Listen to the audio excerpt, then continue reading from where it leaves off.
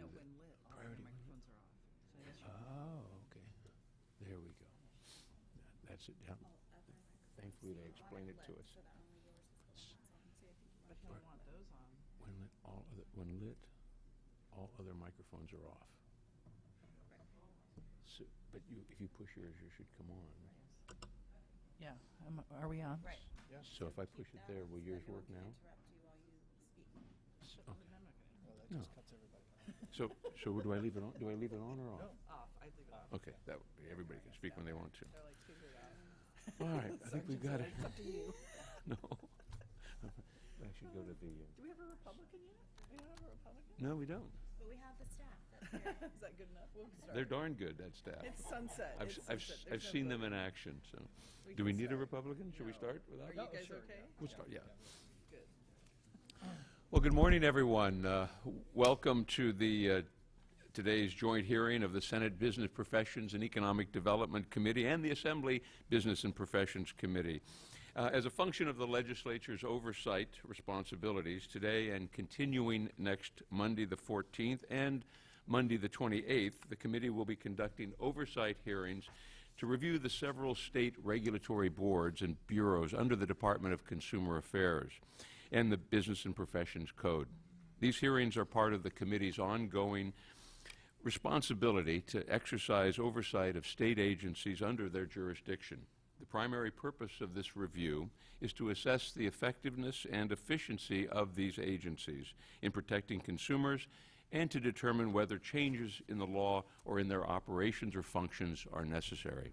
Today we will be reviewing specific issues regarding the Department of Consumer Affairs, Bureau of Real Estate Appraisers, Court Reporters Board, Physician Assistant Board, and Board of Podiatric Medicine. To assist members in their review and evaluation of each agency, staff has prepared a background paper which identifies issues and makes staff recommendations for each agency. These papers have been posted on the committee's websites and made available to all interested parties.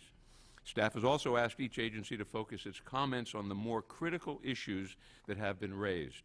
We will ask each agency to begin their testimony by providing members with a brief overview of their programs and to respond to the more important issues raised by the staff.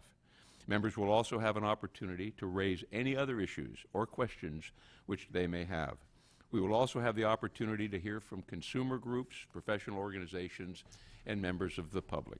I'd like to now invite Assemblymember Susan Bonilla, the Assembly Business and Professions Chair, to make her opening remarks. Well, thank you very much. Are you able to hear me? Okay. Am I on? Just want to make sure. Thank you. So after BAP, so here. Are you on? Now I'm on? Now I'm not on. No, you're, yeah. Yeah. He got it right. Yeah. All right. Thank you. Well, you'll live even if you don't hear my comments. It's not going to be the end of the world. Yes, welcome back to another exciting year of Sunset Review. This is the perpetual process of the Senate and the Assembly, and a very important process. I want to thank Senator Hill for kind of outlining the reason that we do these Sunset Reviews. When you consider the millions of Californians that actually hold licenses within our state, they're our constituents. And as part of the Sunset Review process, we are really going to those boards and bureaus and doing a checkup, seeing how well they're doing. This is the opportunity where the public, the stakeholders are able to come, give their input, what's working well, maybe what needs to be working better, what can we improve on in terms of our bureaus and boards and their service to our constituency and to the consumers of California. So it is a very vital process. Our new speaker, Speaker Anthony Rendon, in his speech on Monday, actually spoke about the importance of oversight and that he was going to be making that a priority of his speakership. We have the three branches of government, and this is where we get to operate our function as legislature, looking at what the administration is doing through the Department of Consumer Affairs and the boards and bureaus.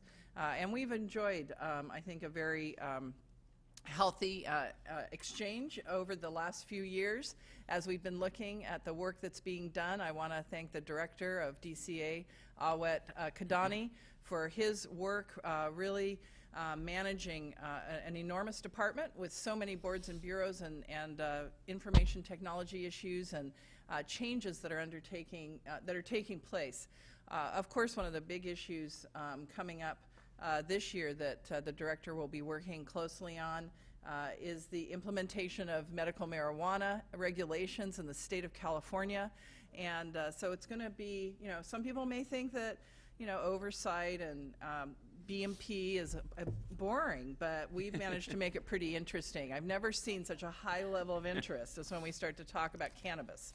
So we thank the cannabis community for making our committee the place to be. In the Assembly, we did establish a subcommittee, particularly just to delve into the oversight issues as the new regulations are going to be rolling out. And so that will also be an interesting development to watch. But, the senator and myself, we and the members of our committees wouldn't be able to do our work here without the excellent work of our staff. And I do want to, as we launch a new year, really recognize that we can't do our job at all if we did not have our consultant team around us and working so very hard on all of these issues. And unlike much of our personal staff, in the fall, our consultant staffs are working throughout, getting all the sunset review documents ready. I want to hearken back, and the Assembly just got back into the business of oversight just a few years ago under the leadership of Hank Dempsey. Took that step, and very grateful to him and our former committee chairs for bringing the Assembly back into the sunset review process. And now under the very capable leadership of Dr. Leandra Clark Harvey, we're really engaging jointly with the Senate on this very important issue of oversight. And I want to thank all of our other consultants. All the reports you read, somebody wrote them. And they spend a lot of time working on them. And they know it wasn't that we didn't write and them. we didn't write them. I just wanted to say that, beyond preparing the reports and the endless meetings that our staff is engaged in, one thing in the Assembly that we've been focused on, and I hope will continue, is really looking at our process for sunset, but also for bills, and really developing a collaborative process of stakeholder input, so that what you see when we come here into the hearings, where we're very limited, it's kind of the tip of the iceberg.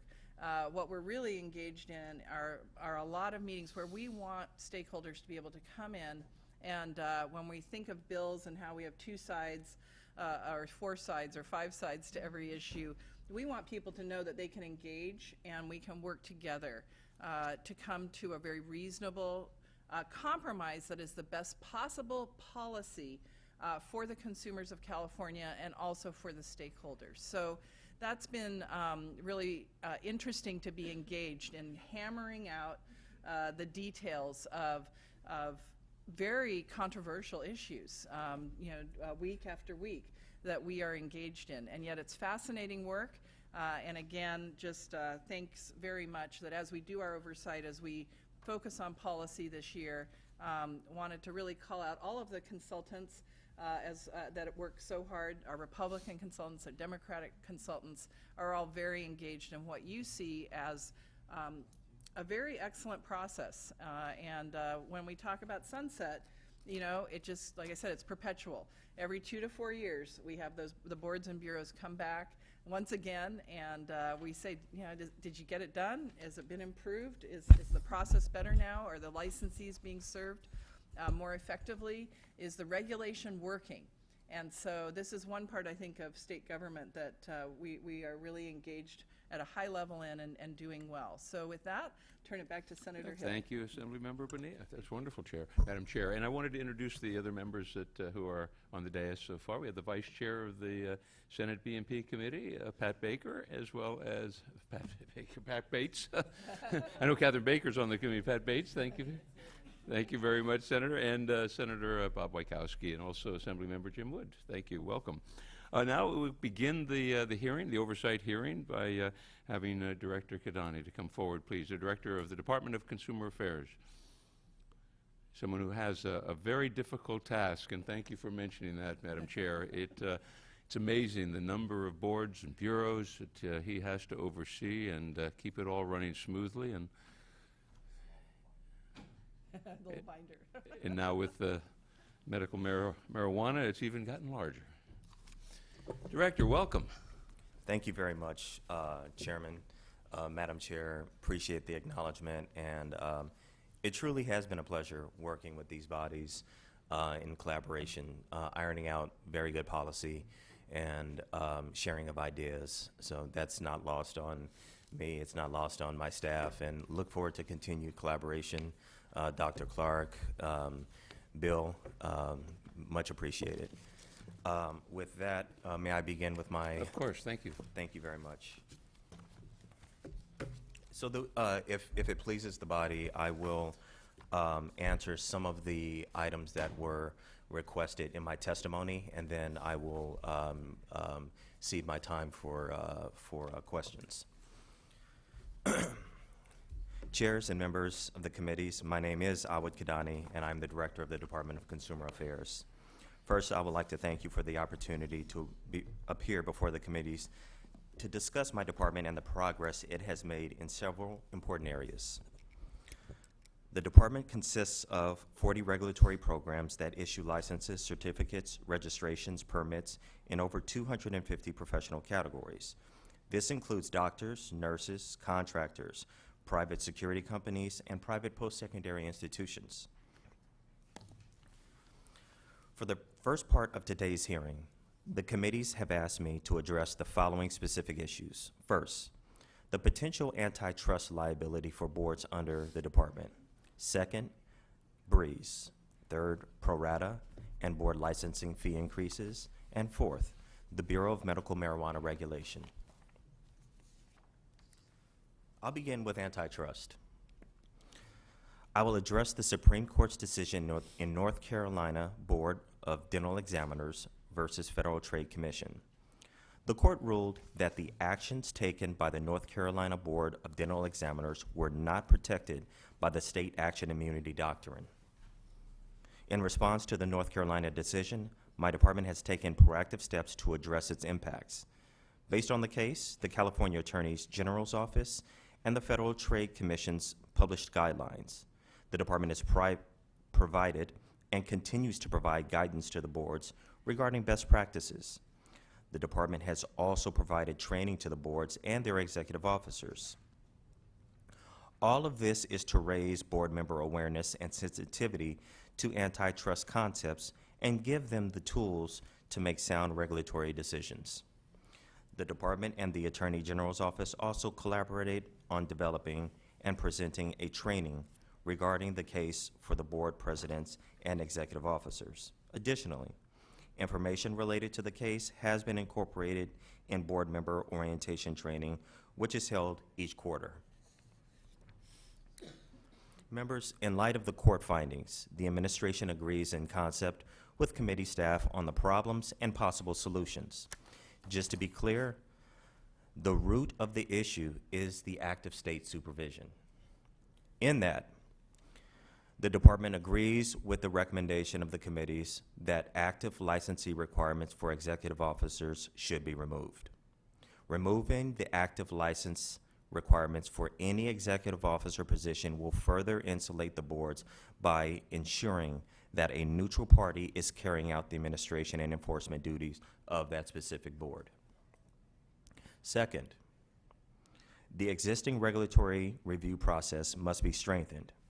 Under current law, I review board regulations and have the authority to disapprove them if they are injurious to the public health, safety, or welfare.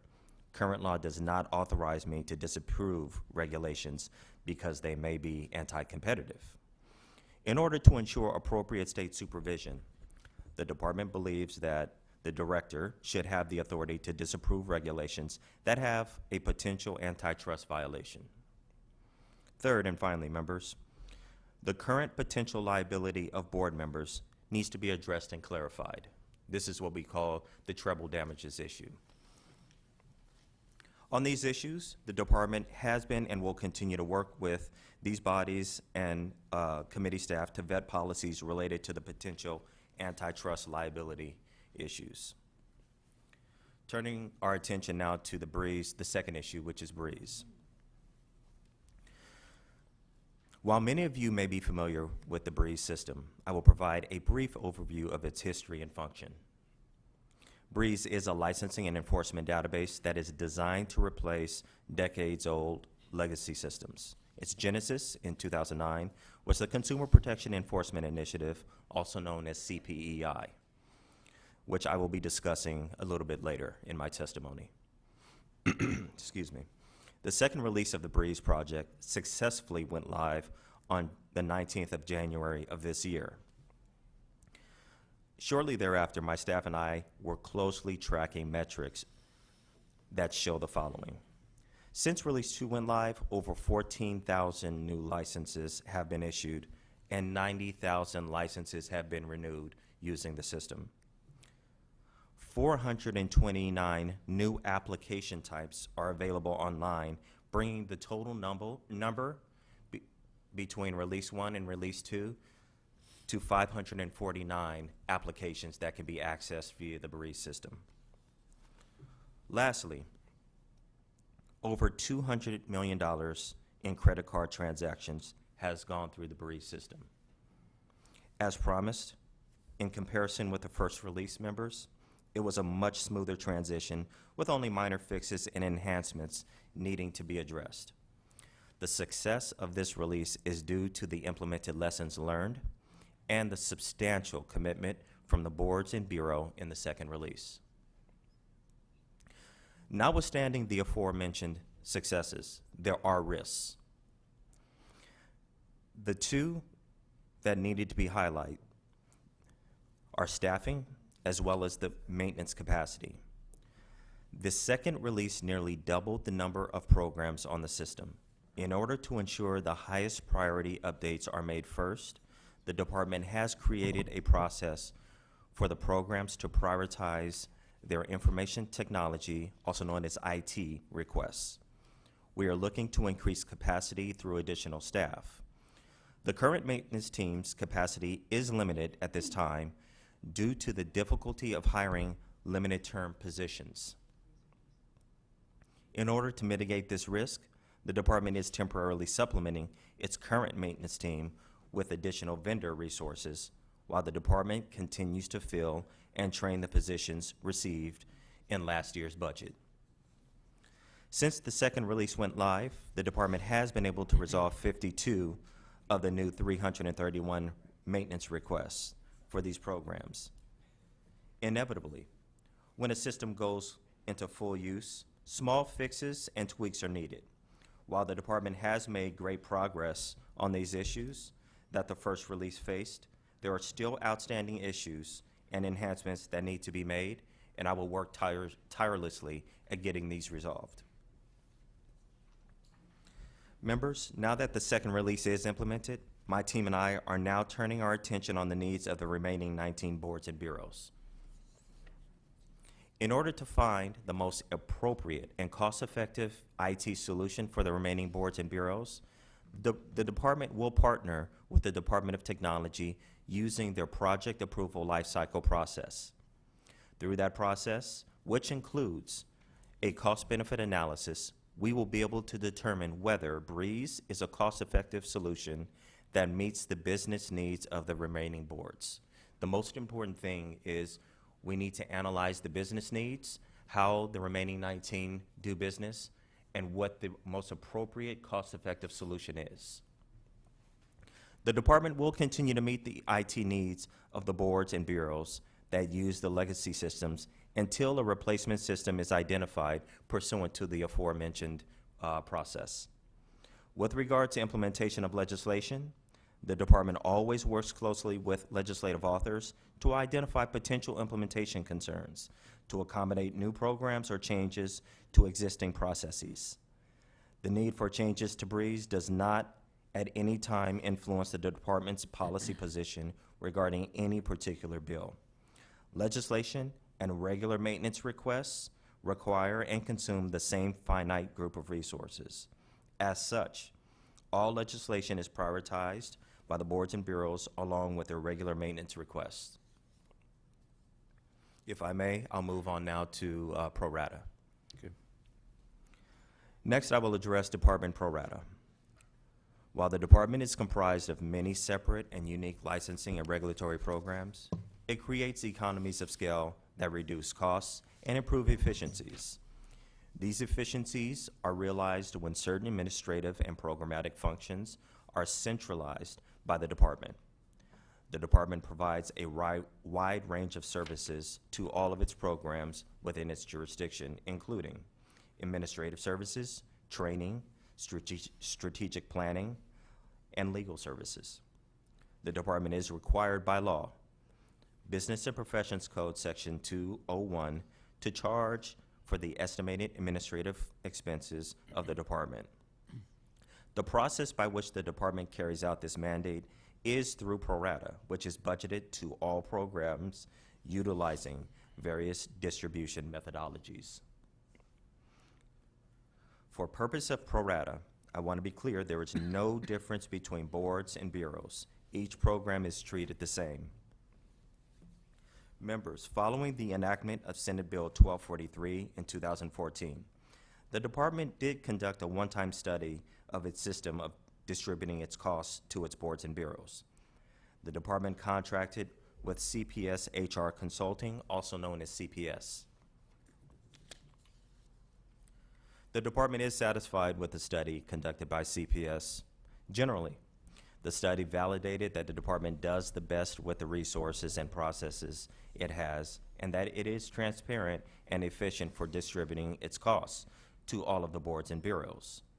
The department will continue to review its methodology to ensure that whenever and wherever possible, positive change can be made, it does so. As a result of the study and recommendations made by CPS, the department quickly implemented improvements to the pro rata cost allocation to promote a more equitable and transparent pro rata process. For example, for fiscal year 2016-17, the department implemented the CPS study's recommendation to distribute non-jurisdictional calls and correspondence to all of the boards and bureaus. The department conducted an open house in 2015 for all of the executive officers, bureau chiefs, and board presidents to review the department's methodology for distributing costs and to discuss the recommendations in the study. This also provided an opportunity for those in attendance to meet with the department's various service providers to learn more about the services, ask questions, and understand how these costs are allocated. In conjunction with this open house, the department developed a pro rata guide to help the boards and bureaus understand the cost allocations. Ultimately, while no allocation methodology may be perfect, the department always seeks to treat each program under its jurisdiction fairly and appropriately. Next, I will provide some background on how the department works with programs to manage their budget and work through the budget process to ensure that the allocated resources meet the needs of those programs. The department's budget office plays a critical role in working with programs to establish and manage their budget. The state budget is built incrementally and can be influenced in a couple of different ways. First, the Department of Finance, through budget letters, can direct a program to make budget adjustments. The department's budget office facilitates these conversations and ensures programs understand the changes. Second, a program working in conjunction with the department budget and executive staff can seek to modify their budget through a budget change proposal, also known as a BCP. The purpose of the BCP process is for board executive officers, bureau chiefs, to identify needs and adjust resources to account for changes in workload or new mandates. The department's budget office works throughout the year with each program to prepare expenditure projections and fund conditions. The department and program monitor these projections closely to manage and be aware of imbalances. When expenditures are projected to exceed revenues, this is watched very closely, but does not always indicate that a program is in need of a fee increase. The department works closely with each program that appears to have potential reserve shortages to mitigate the potential implications.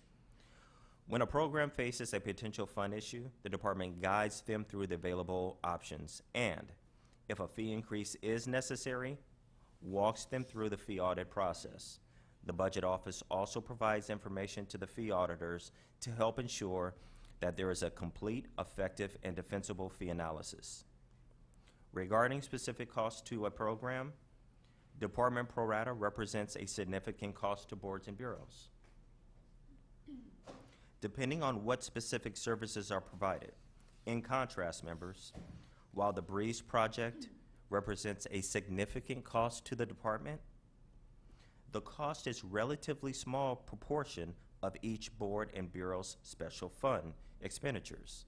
I want to be clear, neither pro rata costs nor BREEZE costs are the sole reason for any program seeking a fee increase. Next, I will turn my attention to the Bureau for Medical Marijuana Regulation, if that's okay with the members. Sure. Would you like to invite the Bureau Chief, Lori Ajax, to I would love to come- introduce come her with you? with That would be pleasure, wonderful. absolutely.